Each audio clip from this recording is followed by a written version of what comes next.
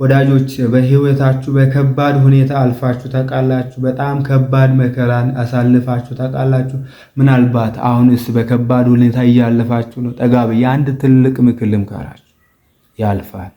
ፈጣሪ ሁሉንም ነገር በጊዜው ውብ አድርጎ ይሰራል። የምሬ ነው፣ ይቀይረዋል። በፈጣሪ አትጠራጠሩ። ሞር ወደሱ ተጠጉ።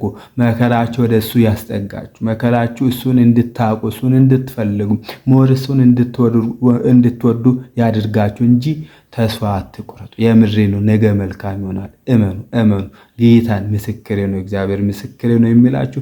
እኔም በህይወቴ በጣም ከባባድ ሁኔታዎችን እያሳለፍኩኝ ነው። ምናልባት ከዚህም የባሰ አሳልፌ አውቃለሁ። ነገር ግን ህይወት ያስተማረኝ ያ ነው። እግዚአብሔር መልካም እንደሆነ ነው ያስተማረኝ።